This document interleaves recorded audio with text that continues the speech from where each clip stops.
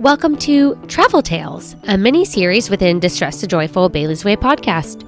I'm your host, Bailey Raber, here to travel the world with you. In each episode, you'll hear firsthand how my travel experiences have gone, both within the United States and abroad. Together, we'll discover new cultures, learn about a variety of new places for you to go out and explore, bring light to how I navigate my bipolar disorder while traveling, and, most importantly, we'll have fun. You'll leave each episode stocked full of exciting new ideas, interesting information, and feeling like it's time to hop on a plane. So come on, friends, let's start exploring.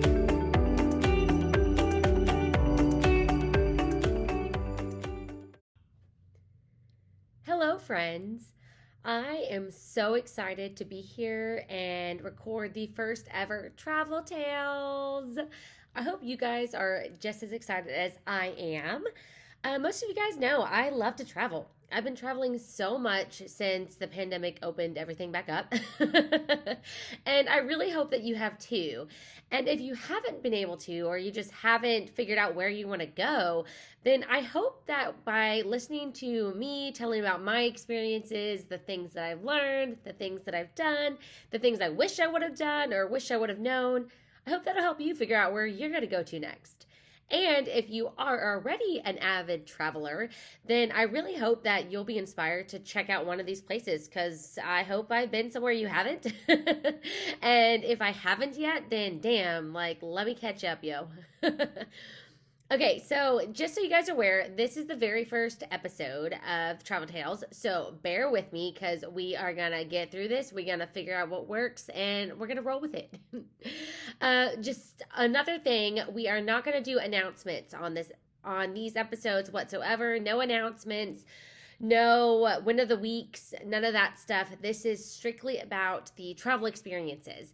And so with that, these are kind of meant to be shorter episodes. Not gonna lie, some of them might not be, just because you know me, your girl loves to talk. And also because sometimes these experiences, they just need to be talked more. They do. They've got a lot to say. We all know this. Also, if you're watching on YouTube, then you're probably wondering what the hell is in the background here, right? You're totally wondering that. And that is because this is a hotel room, because how fitting that I record the first ever Travel Tales episode while I'm fucking traveling. I shit you not. I'm currently in Mobile, Alabama for a work trip. I don't travel a lot with work. Occasionally I do. And it just happened to work out where I was like, you know what? Fuck it. I'm going to record the first Travel Tales while I'm traveling, because that's fitting as fuck. Okay, so today we are going to go over the ultimate road trip from Houston, Texas to New Mexico. Another thing, guys, most of these experiences that I'm going to go over with you guys and talk in detail, I have written blog posts about. The difference between the blog post and what I'm doing here is, first of all, you get to hear my beautiful or crazy personality, which I know some of you guys enjoy. That's why you keep coming back. Also, the blog post is more informative, and it's got all the links, and I'm going to talk about all of these things that are in here just in more detail, more fun, more extravagance, just a lot more of the information than what I've put on paper. Because on paper, I can do a lot, but with my voice, y'all, I can do so much more. Plus, some of these blog posts are kind of long, and if you don't want to read the whole thing, then guess what? You can listen to it right here, right now, and then go back to the blog post and just pick and choose what you want to check out, because you heard about it while you were fucking making dinner or doing your laundry, right? Right. Okay. So in 2021, I asked Monish, my beloved partner, if he would take me on my very first road trip, because y'all, I had never been on a road trip. What the fuck, right? And so obviously he couldn't say no, besides the fact that he loves to travel as much as I do. So together we decided that we wanted to visit White Sands National Park in New Mexico, and that was going to be the big highlight of the trip. So once we figured out the destination and the goal, this is where we have to get, we decided to plan around it. So in the blog post, I talk about, where we went, where I wish I would have stopped, and some tips that I really, really would have wished I would have known and things that I learned along the way. So, first of all, you can actually find this map in the blog post. So, if you're listening on Spotify, Apple Podcast, where have it, where have you be it? Right? I don't fucking know. Wherever you're listening, in the episode description, there should be the link right there. Click. It'll take you right to my website where you can read this fucking article or click on all the things. And in the things, you're going to find the map because we literally mapped the whole damn thing out. Put it on Google Maps. There's a whole circle. We literally did a circle from Houston. So I'm going to just, let's just dive on into it. We went from Houston to Fort Stockton, which is halfway between Amarillo and Houston, Texas. Fort Stockton, guys, there's fucking nothing to do there. Now, it is near Marfa, Texas. And if you are a fashion major like moi, then you have to go to Marfa, Texas, because we didn't do that and I fucking regret it. I regret it so much because Marfa, Texas has Prada Marfa, which is literally just a Prada store. That's not a real store. It's a replica in the middle of the desert. That's it.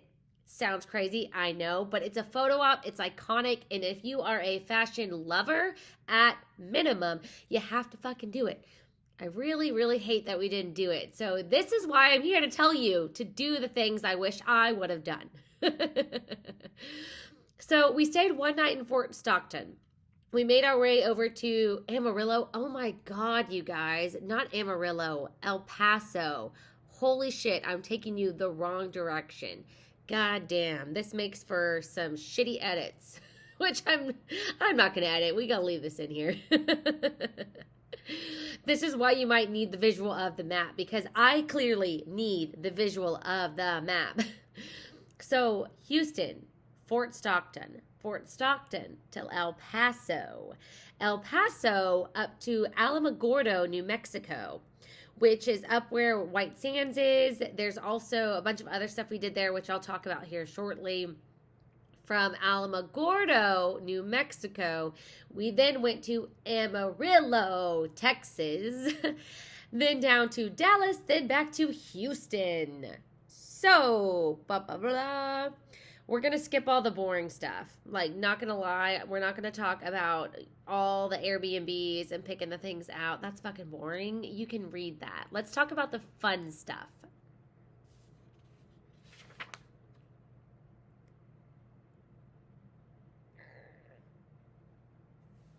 So the fun stuff. What I wish we would have done is instead of going straight from Houston to Fort Stockton, which by the way is like 6 hours, because if you live in Houston, then you already fucking know that Houston to El Paso is 12 fucking hours. Like, you're still in Texas. God, like, Texas, man. This is why people don't leave Texas, because it's so big. So we did Fort Stockton because it was literally halfway in between. We're like, okay, let's do 6 hours to there, and then 6 hours to El Paso, and then from El Paso, it was only like 2 or 3 hours to where we were going in Alamogordo in New Mexico. Oops. So that was the whole thought process there, but I really wish we would have stopped in San Antonio first, because San Antonio is like 2 hours, 3 hours, 2 to 3, whatever. Depends on traffic from Houston. Also depends on how fast you're driving. But I wish we would have stopped and stayed in San Antonio for one night, because there's the Riverwalk. If you guys haven't been there, fuck, man. I've been to San Antonio a couple times. Again, grew up in Houston. It's really close by. I was a Girl Scout, so we went to Six Flags Over Texas. We went to SeaWorld. We went to Schlitterbahn, all the things in that area. So if you happen to be doing this around the summertime, fuck, you gotta stop in the San Antonio, New Braunfels-ish area on the way, because there's a million things to do. Plus the Riverwalk, y'all. It is so beautiful. You can take the little boats, but it's not Europe, so fuck it. Like, I don't think it's worth the money, but you can walk around on there. There's so many shops, so much good food, so much Spanish heritage, specifically Mexican heritage, because The Alamo is there. Hello. Like, so much heritage. If you're a history nerd like I am, if you love museums, if you love looking at shit, I love looking at shit. I will walk around and I will window shop all day long. And San Antonio is a great place for that, especially if you're looking for culture still inside your state. Because it is. It's a different culture over there in terms of there's so much Mexican heritage everywhere. And it's beautiful and I love it. So, if you haven't made it to San Antonio, or if you just didn't really know what to do, or you're not sure why you should stop there, just fucking do it, guys. Just do it. There's so many things. So El Paso. So when we first got there, we immediately had food because, oh my God, I skipped over okay. This is why I skipped over Fort Stockton, guys, because there's literally nothing to do there. Nothing. Nada. It's nothing. No. Fuck. No. I kid you not. We got there finally, 6 hours, passed by San Antonio. We said, hello, San Antonio. We're not stopping because we suck. Goodbye. And we got to Fort Stockton. Checked into this little motel because it was one night. We didn't want to waste a bunch of money. And literally couldn't really find food. We're vegetarians. We were already vegetarians by this point. So we got pizza because what are we going to eat in this town that literally has no vegetarian food? Pizza and salads. That's what we did from Domino's. So, yep, that's it. Loop. Moving on. Next morning, got up, went straight to El Paso. So in El Paso, first thing we did was have lunch. We left early enough in the morning from Fort Stockton to make sure we got to El Paso by lunchtime. When we got there, it was Christmas Eve. So any of you guys who understand Mexican culture, okay, I could be wrong, but from my experience dating a Mexican guy and just having lots of friends who are from Mexican heritage, that most of the time they celebrate Christmas on Christmas Eve. So we get to El Paso and we have very limited options on what we can eat because everything is closed. But the good news is we found Mamacita's Cafe and Cantina. And oh my God, they had vegan options, vegetarian options, and they were fucking delicious. So if you are a vegetarian like I am, or especially if you're vegan, guys, you really need to do your research before going on road trips to smaller towns. If you live in a metropolitan area, then you, like me, are fucking spoiled. We can find what we want anywhere. On these small road trips, you really need to plan your food ahead of time. And I really wish we would have done more of that because we got lucky that Mamacita's was open and they had food for us. And I think we did have other restaurants in mind. We didn't think about the fact that we'd be landing there on Christmas Eve. And by landing, I mean parking the vehicle on the street. That's what I meant. But once again, it was super delicious. We enjoyed it. Great service. Mamacita's Cafe. The link is in the article if you want to check that out for yourself. So again, Christmas Eve, we're not really going to stay over the night in El Paso. We're just passing through El Paso. So we decided to stop and do something fun, and that's Scenic Drive. So Scenic Drive, you kind of like drive up this hill, and it's very windy and curvy. It gave me a little bit of anxiety, not gonna lie. But it overlooks both El Paso and the neighboring city of Juarez, Mexico. So it was super breathtaking. It was so fucking awesome to stand there and be like, oh my God, there's Mexico right across the street. How fucking awesome is that? It was crazy. And at the same time, I'm standing in the United States looking over there. Like, I've never done that before, where I was on the border of a country and could physically see a country, like, not even a mile away. Dude, it felt really cool. I was like, wow. So what's also so crazy, because this is higher up, like, we we drove the car up and up and up. The wind was fucking insane, y'all. It was so windy. So the flags that they had there, like there's this little spot you can stop at. You can like look through the looking glasses and like see Juarez up close, which we did because somebody put their quarters in and it was still going. So thank you, whoever left those quarters for us. So while we were up there, The wind, y'all, I shit you not. Maybe because it was is like Christmas, December, winter chill, I don't know, but I was literally getting pushed over by the wind. Pushed over. There's a video. I think it's on this. If not, somebody let me know if the video of me getting pushed by the wind isn't here. You know what? Fuck it. I'll do you one better. If you want to head on over to YouTube, and if you're already listening to this podcast episode on Spotify, Apple Podcasts, wherever, and you don't want to listen to the episode again, dude, that's okay. I feel you. No hard feelings whatsoever. But go to this exact episode on YouTube. Just scroll to the end because I'm going to do something really cool for you guys and do a little slideshow of pictures and videos of the trip. You are welcome. And in this trip's video, or this little segment at the end of the video on YouTube, I will put the video of me getting blown over by the wind. So you're welcome. So we went during the daytime. Again, it was right after lunch. It's kind of what we did after our after lunch thing. But I hear that going up there at nighttime, it's just spectacular because all of the city of Juarez is lit up. The city of El Paso is all lit up. There's a mountain range. Like, it's fucking beautiful is what I hear. So unfortunately, I don't have photos of the nighttime view, but Google does. So you can ask Google, or better yet, just fucking go to El Paso and see for yourself, because using your own eyes is always the best method, in my opinion.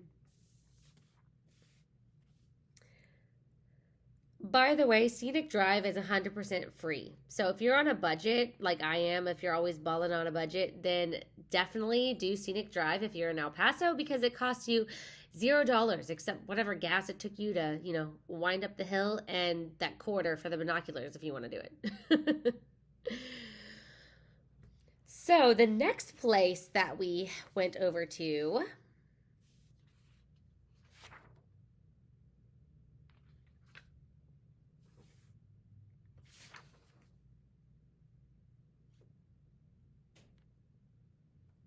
okay.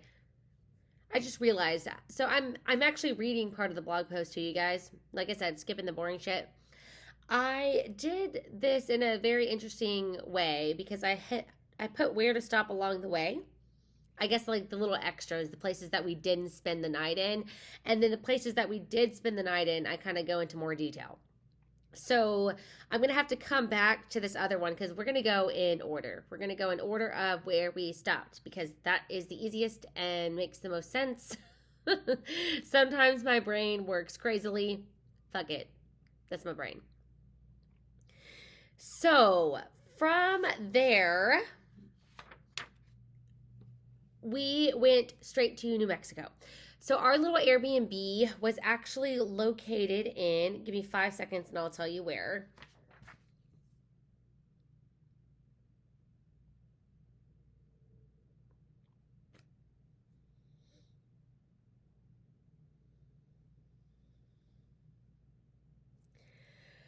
Of course I didn't write down where it was. That's okay. But the name of the Airbnb was called Pleasant View.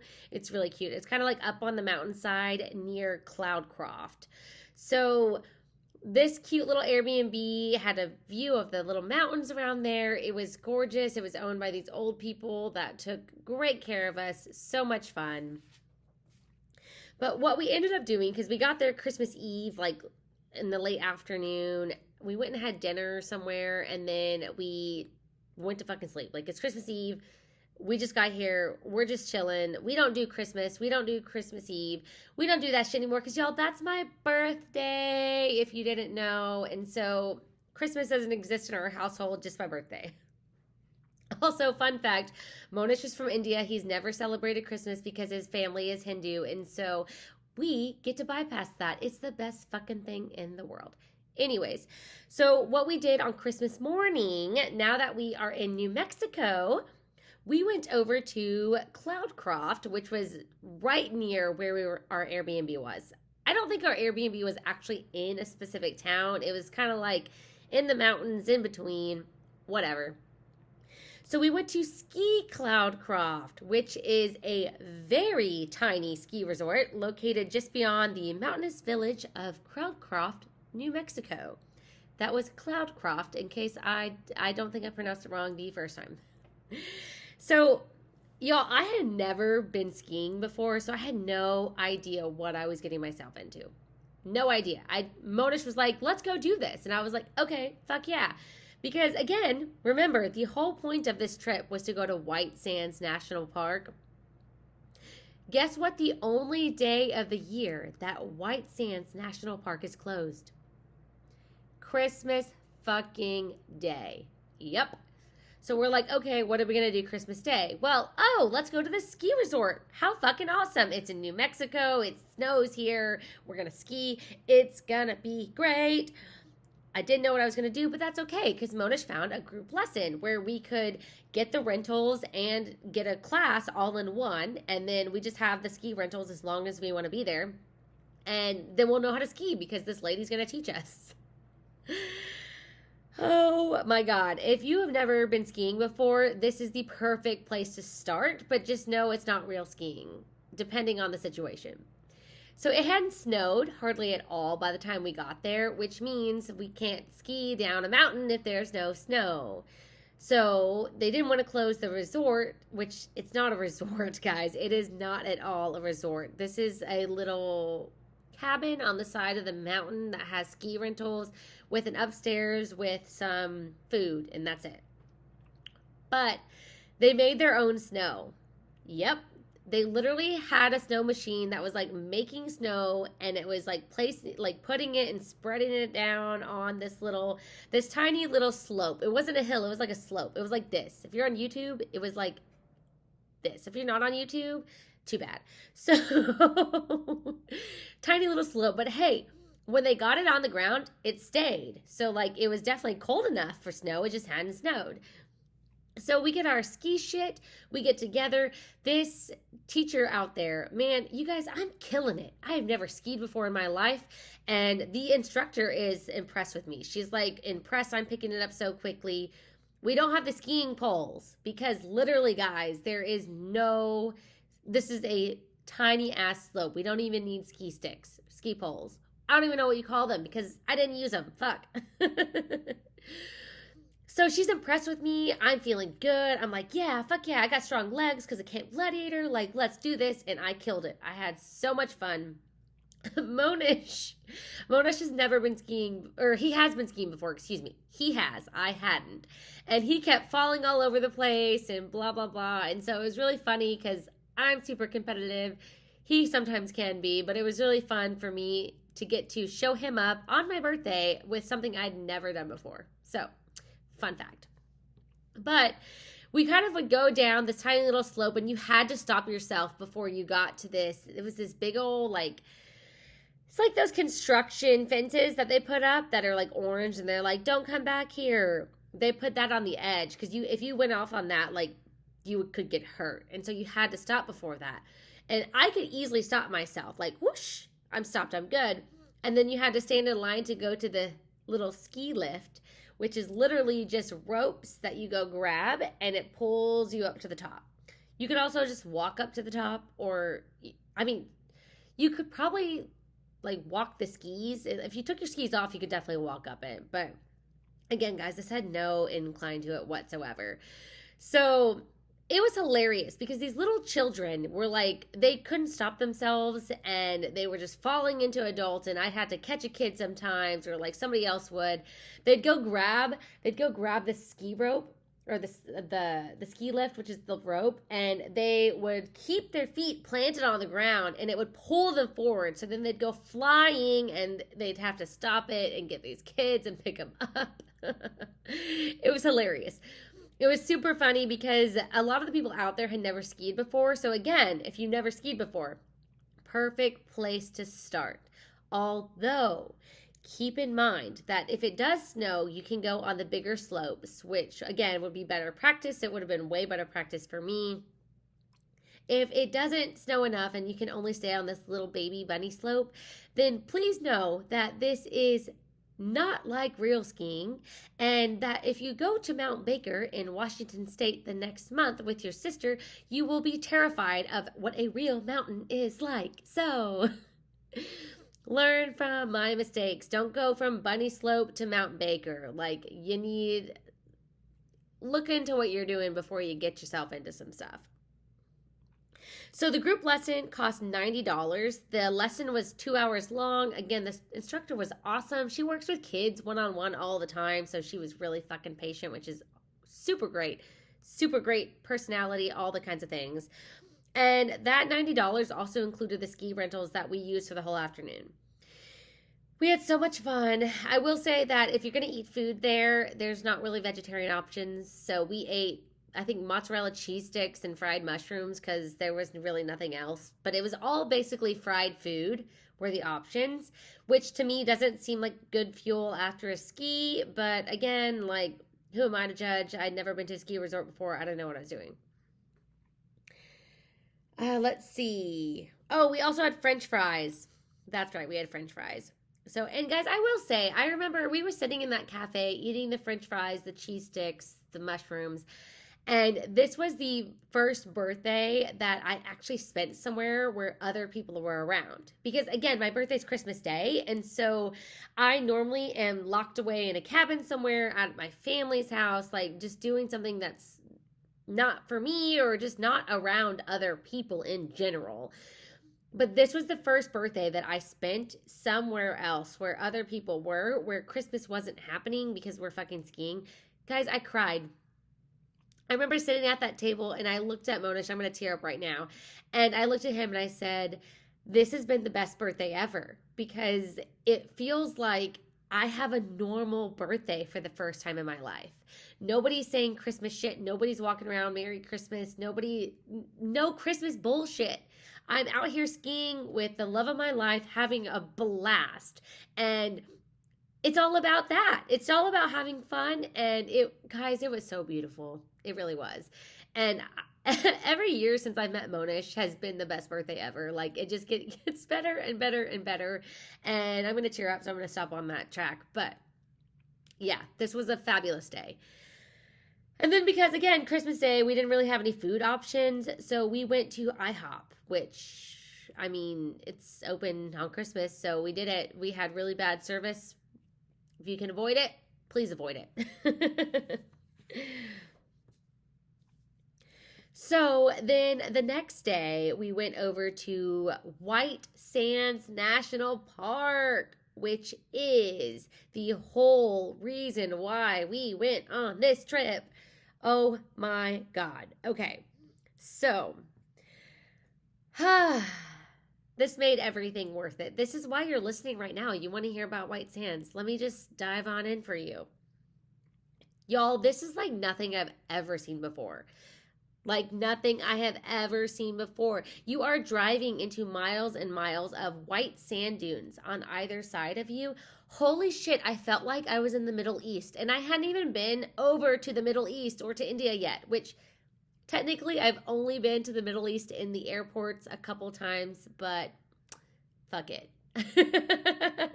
That's probably more than some of y'all have done, so back off.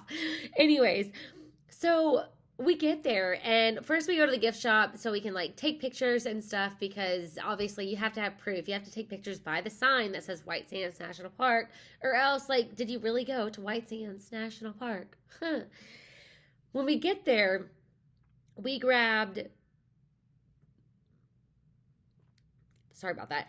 We found the coolest thing ever. They are called National Parks passports. I do not have it with me right now, and I'm sad about that. I will have it on the episode about the Grand Canyon, I promise. So it's basically like, it's a little book. It looks like a passport on the outside, like they decorated it like that. But what's really cool is you open it up, and it has a section for every single national park in the United States.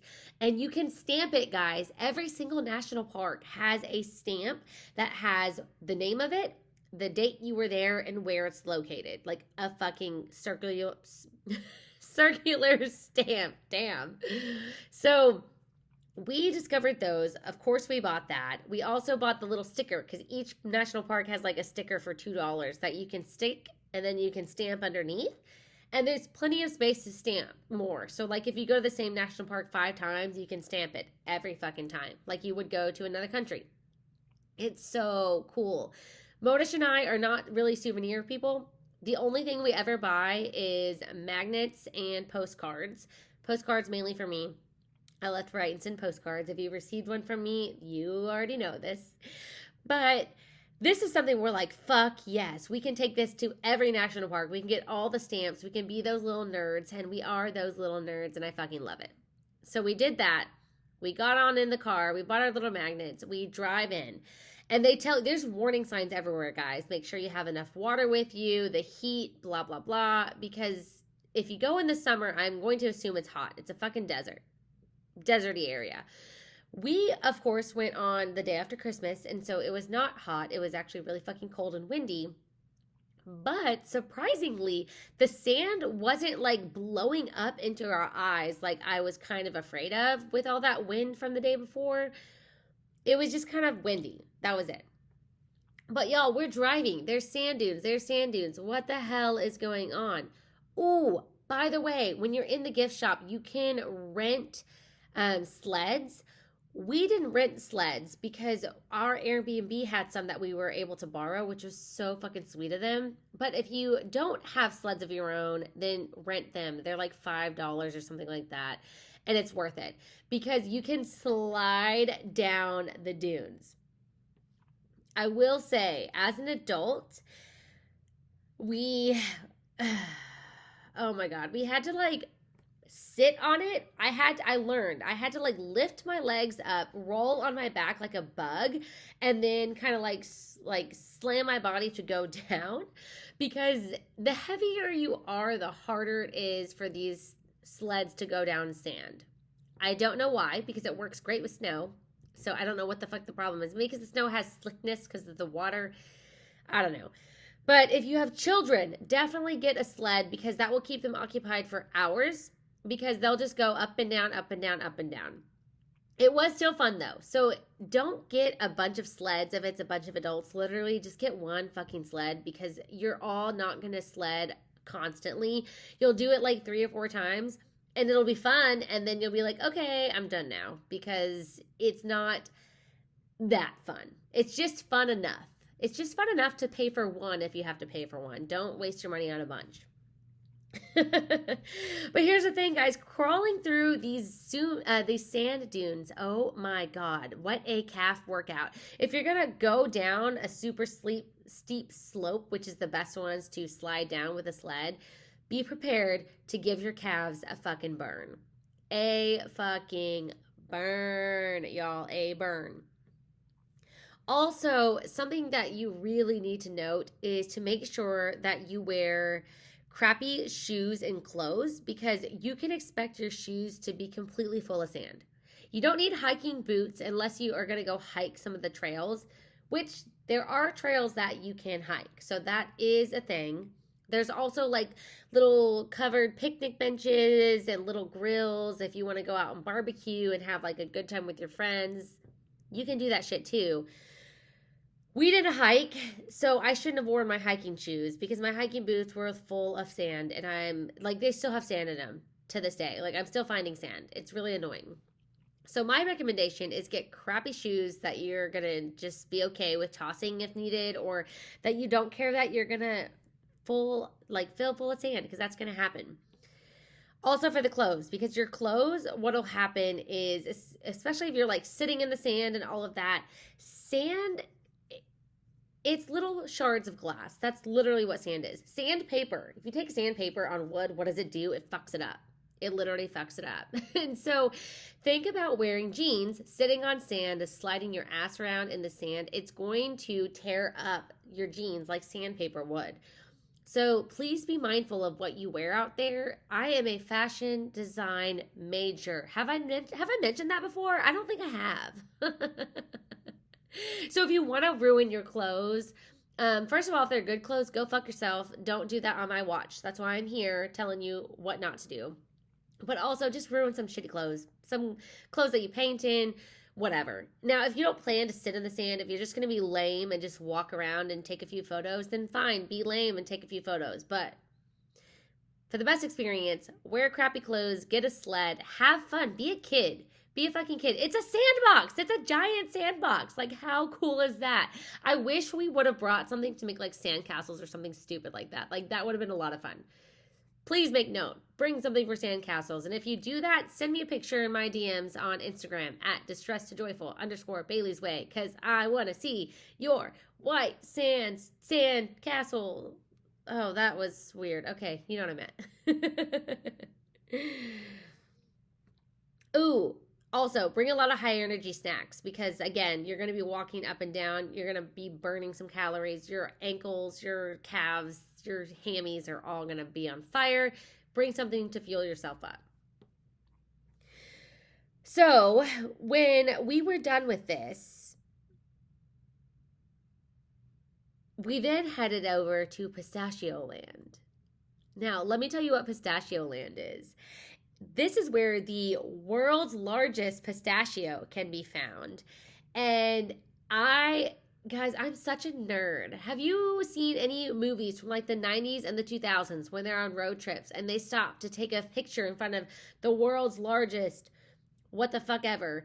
That is what this was. There was the world's largest pistachio. So me being the little nerd that I am, I was like, oh my God, we have to go there. We have to take a photo. But we didn't find out about this because of Pistachio Land. We actually found out about this from their sister store, which is right near where the Airbnb that we were staying at was. That is how we found out about Pistachio Land. It's called, let's see.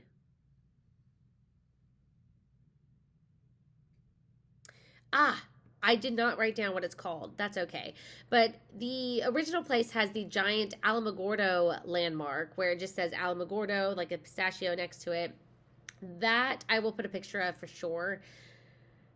But y'all, Pistachio Land, we went over there. We saw the world's largest pistachio. We played around with a bunch of random, like, they had all kinds of weird shit in this gift shop. Like, if you need to buy something weird for somebody, like, this is where you should buy it. All kinds of alien themed things. I totally forgot that New Mexico has had a lot of like alien sightings, and I don't think Area 51 is there. That might be Arizona, but those states are right next to each other, so go figure. So there's also really good ice cream at Pistachio Land. Holy shit. We had that as like an afternoon treat, and it was so good. They also do like tours around the farm because I think in the back is where, like, behind where this little building of all the stuff is where they farm the pistachios that they're so famous for.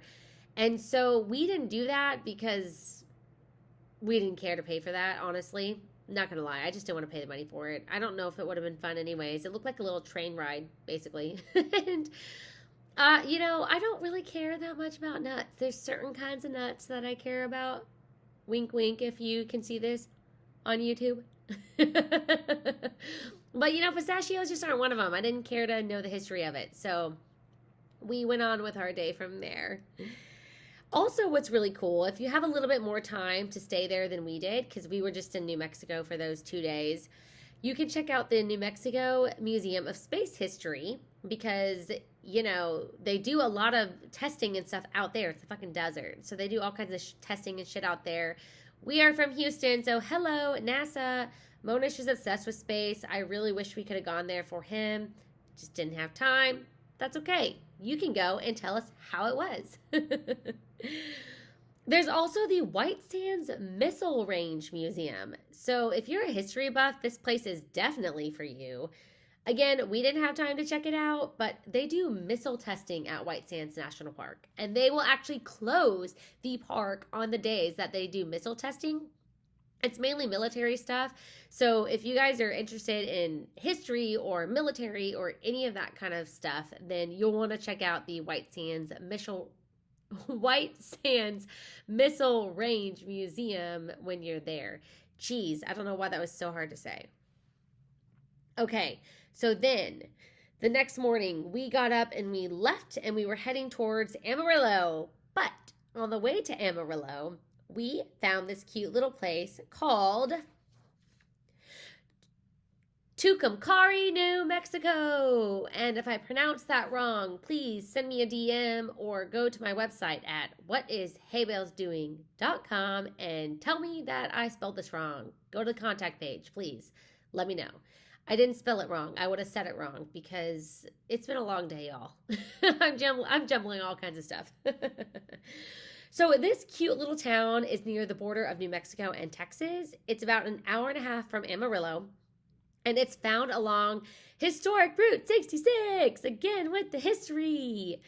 So, y'all, this town is known for all of its murals that are painted all around it. And we took a ton of photos with them. And this place actually looks like it is stuck in time because there are a lot of motels from like the 50s and the 60s that are closed down, but they're still sitting intact. Like nothing has happened to them. This kind of reminded me of the movie Cars. So if you've seen Cars, you know, when they're going through these little towns and shit, like that's what it reminded me of. Like it seems like Route 66 was kind of like not the thing to take anymore. Probably I-20 came through, or I'm speculating. I'm making shit up right now. But like another highway came through. Nobody took Route 66 through Tucumcari, New Mexico anymore. All of these motels had to close their doors and boom. That's what I'm going to speculate. But it was really, really cool because they had all these like gas stations that were closed down that had pumps from like the 50s and 60s. And it was just really cute, really neat. We stopped at this cute little souvenir shop called TP Curios.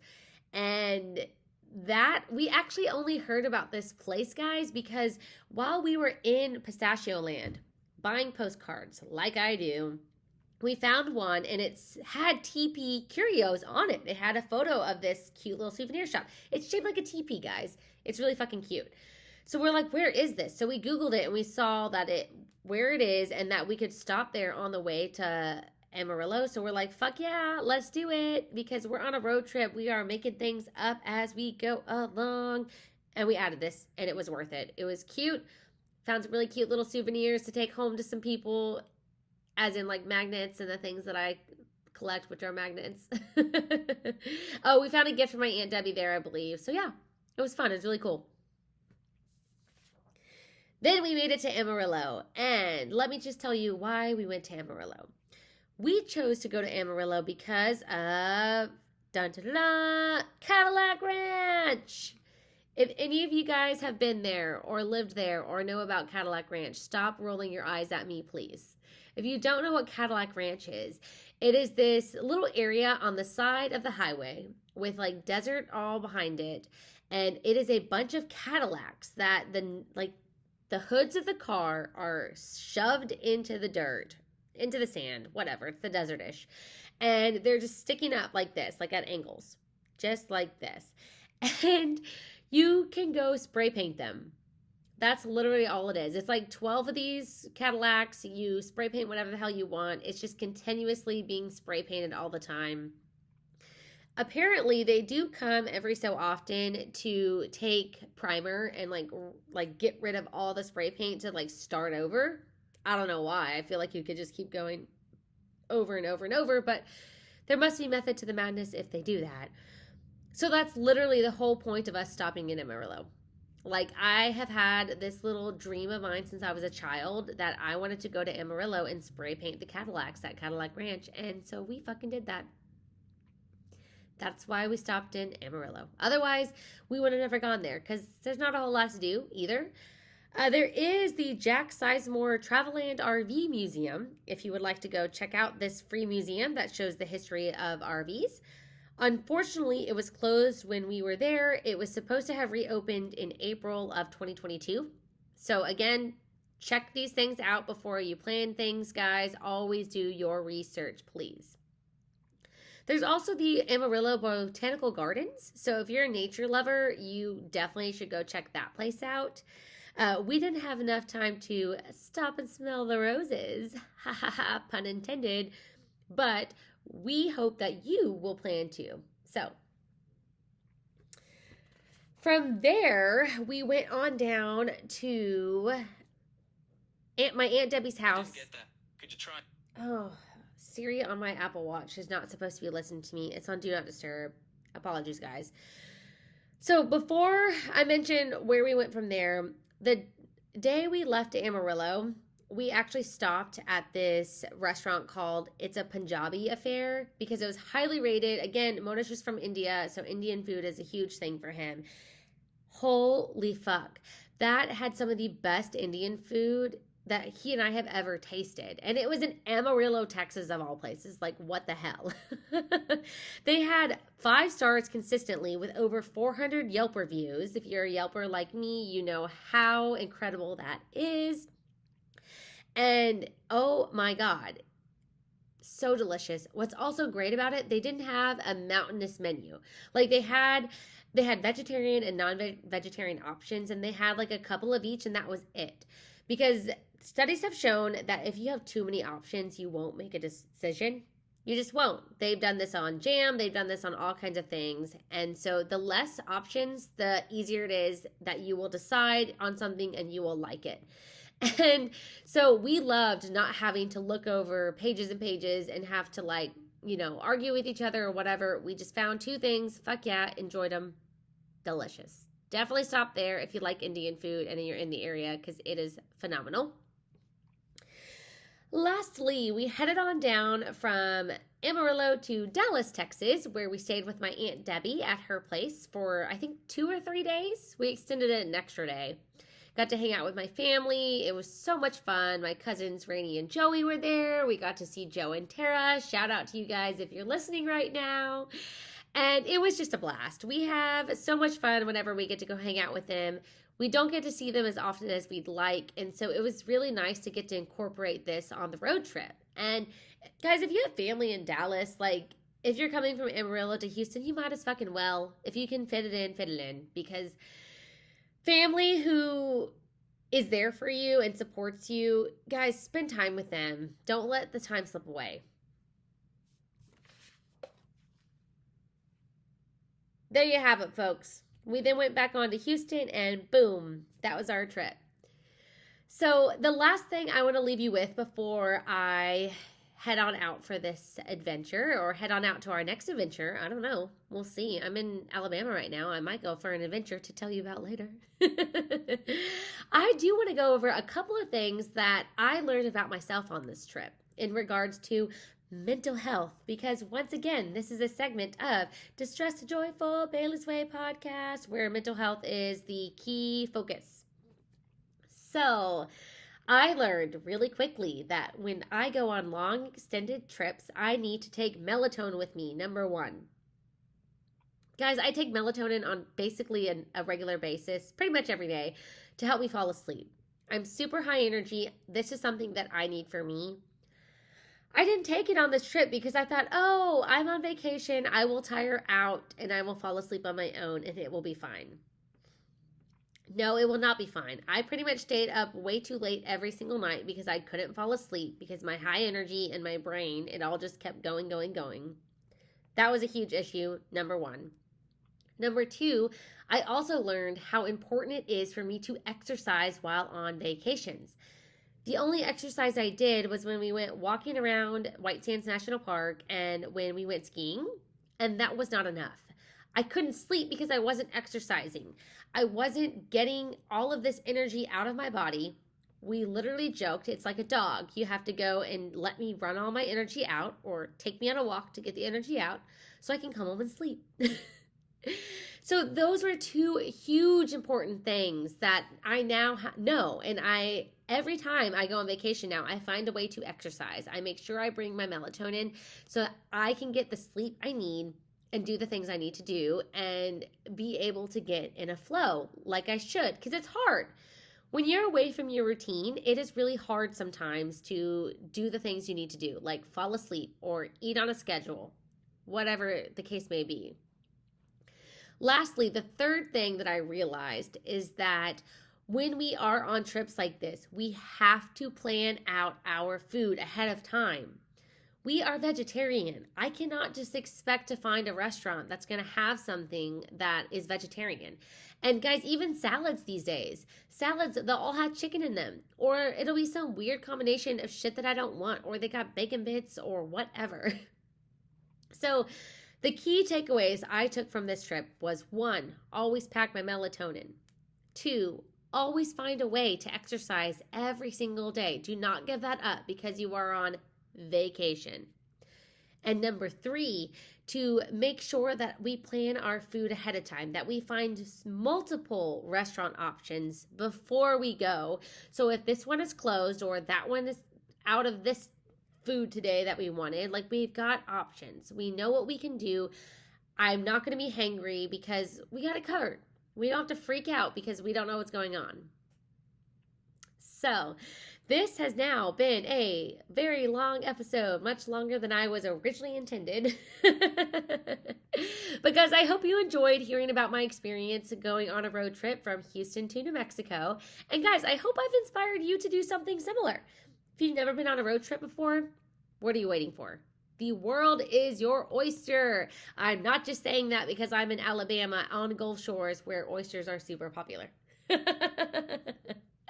But until next time, guys, take it easy, stay grateful, and be joyful. Bye.